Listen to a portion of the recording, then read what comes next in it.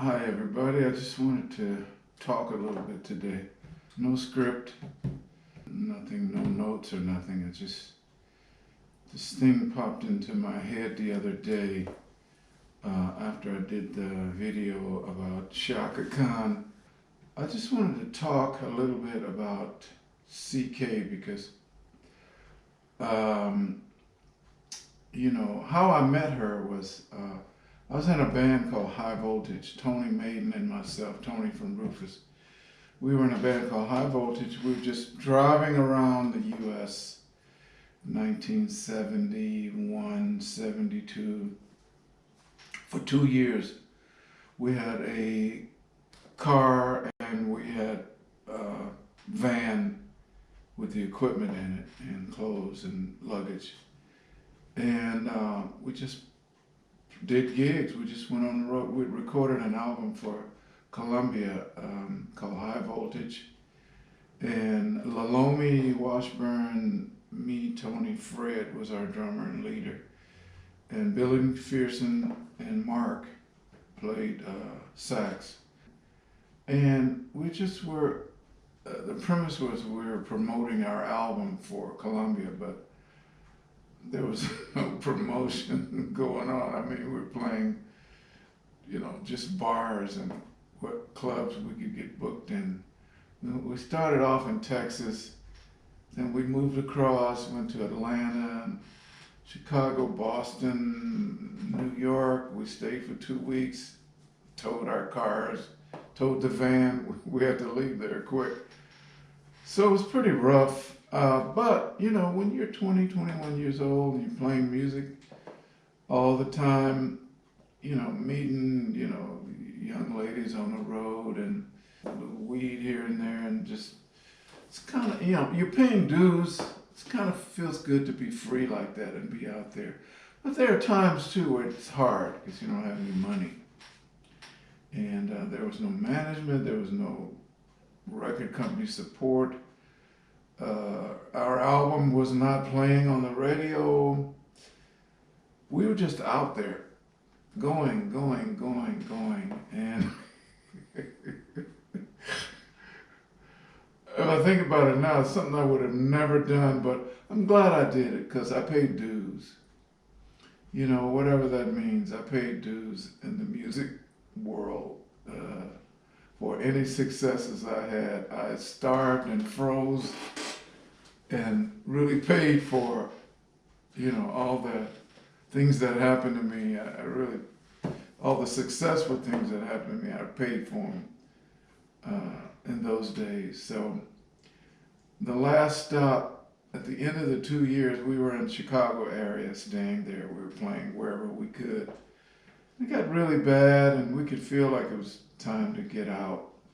We got a call from Andre Fisher. Oh, you guys are here. Andre knew us from Mavericks in LA on Crenshaw. And he says, oh, you guys are here. My band Rufus is playing. And we were like, Rufus, what's that? He said, yeah, we got a band called Rufus, and we're playing and we got this singer, Shaka. You got to come check us out. So me, Tony Lomi, got in the, little car that we had and drove over to this spot, south side of Chicago.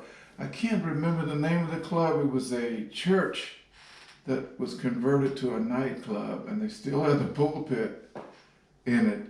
And the pulpit was where the band set up and played.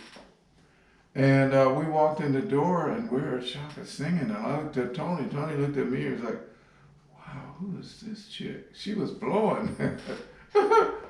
And we went over and, checked him out. Rufus was, Dennis Belfield and Al Siner. And we went and met all the guys backstage. Hey, man, how you doing? Yeah.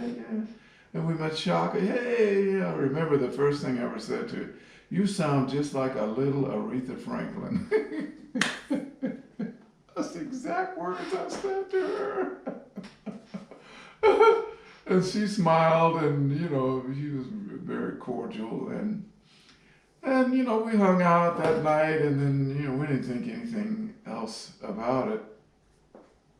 But I remember I loved that band, Rufus. The guys could play. Those guys could all play, man. They weren't funky like P-Funk or nothing, but they were solid, Rufus.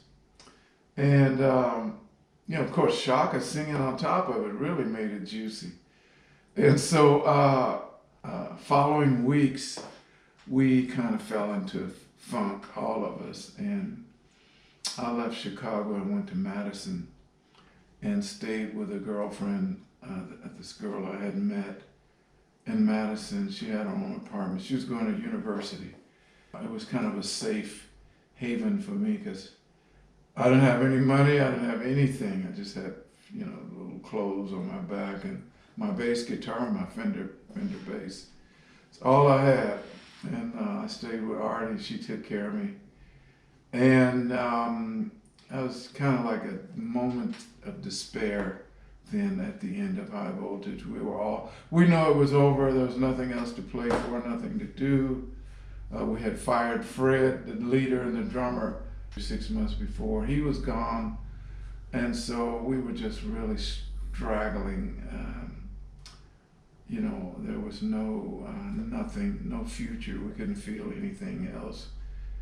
And so Artie suggested to me, she says, I know you're not feeling like you want to be here. You want to go home. She says, why don't I take you to the ride board at the university and you can see if anybody's driving to LA and I'll give you the money, to pay for gas and stuff. So we went to the ride board and there was a note on there that says, going to LA, 4 passengers needed.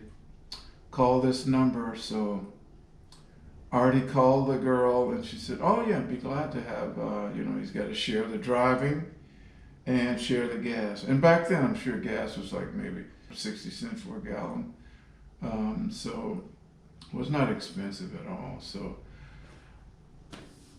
that's how it happened. Artie dropped me off. I had 2 bags, one with my clothes in it and one with my bass, which was in 2 pieces and, zipped up in there and threw it in the trunk. And there was 4 of us, 2 white guys, and the girl was a white girl. It was her car. And just pleasant people. We're talking and driving. We love Chicago.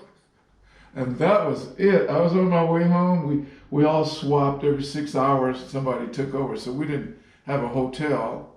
It was like a straight drive through. We stopped for gas, stretch, something to eat, back on the road, 6 hours, 6 hours, 6 hours, 6 hours.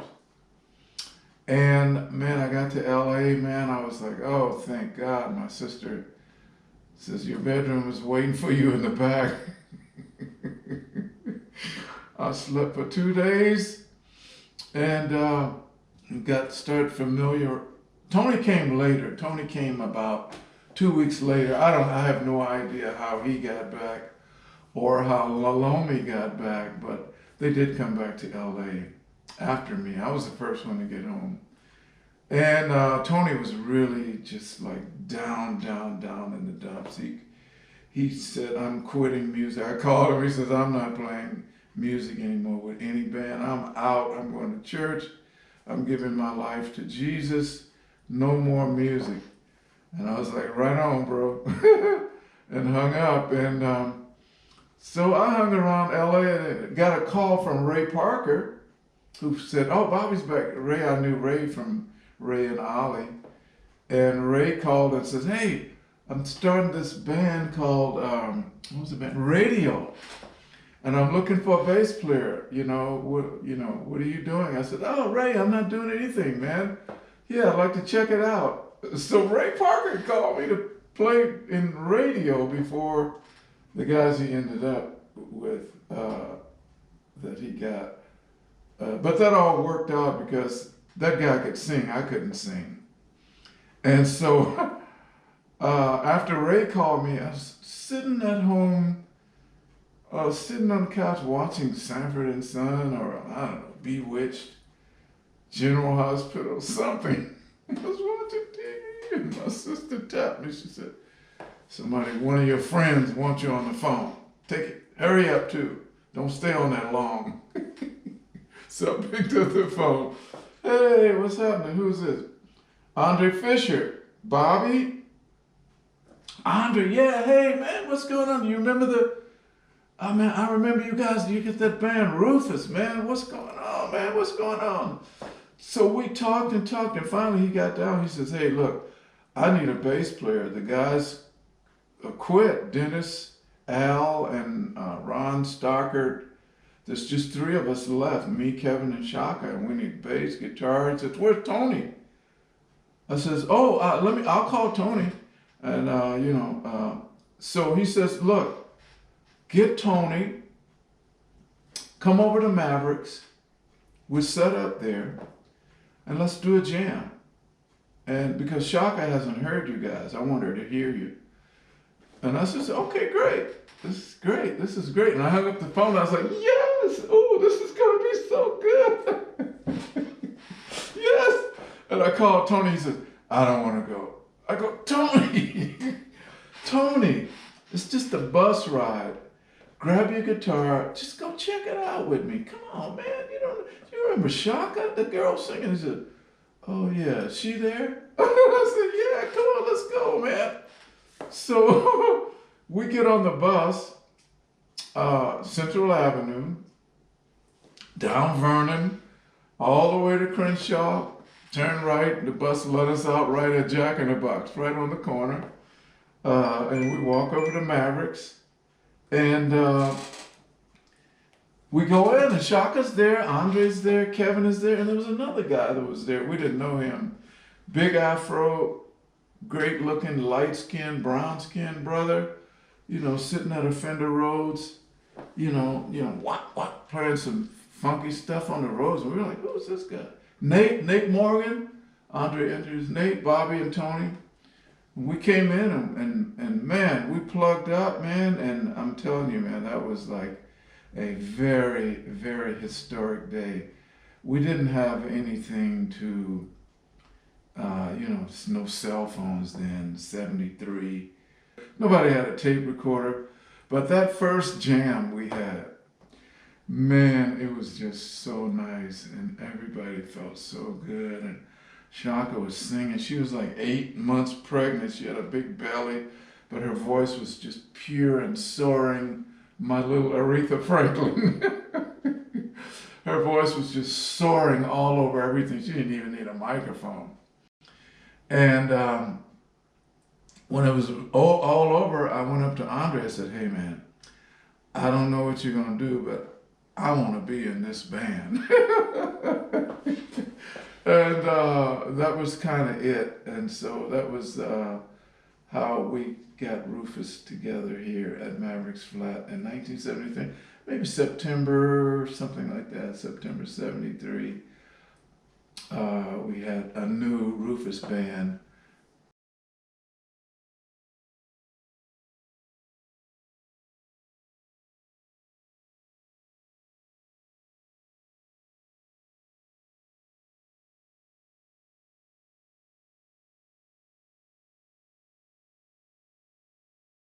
So sometimes I just sit and think, wow, I'm really happy that the universe put me there in Rufus in 1973. September, October, fall 73, put me in that Mavericks Flat with Nate and Tony and everybody, and got the band got on a roll, and people got excited, and people hooked on to Shaka because she had a terrific, pure, just like a synthesizer voice. She could do anything with her voice. And you could feel her too. She had some soul in what she was trying to do, but different from any of the other singers that were out at that time. So it was a little phenomenon. And I'm just thankful to have been a part of it. Then we did our first album with that new band. And then we brought some of our songs in, Once You Get Started, and Ooh, I Like Your Loving, and Stop On By, and the whole feel of the band changed, and I'm kind of proud of that. Rufus was entering some new territory, So, just I'm glad Shaka was born when she was born, where she was born, to the parents that she was born to. And I'm glad she was born in Chicago and was able to, Andre find her, and Paulette found her and bring her into the rehearsals with her, and Andre keeping her once Paulette left. All those events all led up to, the Rufus that I ended up being in for. So Rufus was together about 10 years, from 73 until 83. And then we did a live at the Savoy, which was our last gig as Rufus and Shaka. And then there was a long period in between. I moved to Japan, came back. And then we did a reunion in 2001. And of course, that's another whole different story. Very long story about the incident hiring Tony Maiden's wife as the Rufus band manager. And it just went crazy, and there's no more Rufus. The two guys, Kevin and Tony on one side, myself, John Robinson, and Hawk on the other side. And there's never been any kind of attempt. She's always made sure to keep everything separate. I don't know why. At some point when you're a senior and you're, starting to approach 70 years old, yeah, you think about playing your own music with your buddies again, and why not? Forget all those old, things that happened. Let's go out and make a couple hundred G's, Hey, play Vegas, go play somewhere, make people happy and make yourself happy. But she's got some kind of vengeance thing, and I'll never, ever, never, ever, ever, ever. So now it's to the point now it's beyond bringing back, because Tony Maiden has lost his hands. He can't play guitar anymore. But we're thinking about doing some Rufus stuff. John and Andre and Hawk and myself, we're talking about, I don't know, maybe doing something. And, because the songs are just so valuable right now. Even today, there's a lot of us seniors still alive. And I think, by the way, if you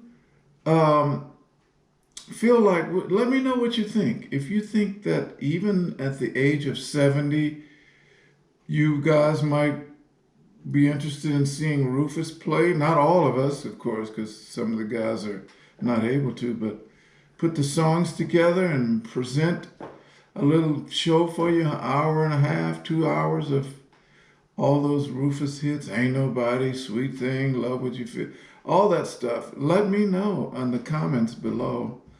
And we'll try to make it happen, because I really miss playing that music. And I still have a Fender bass. I have 2 of them now.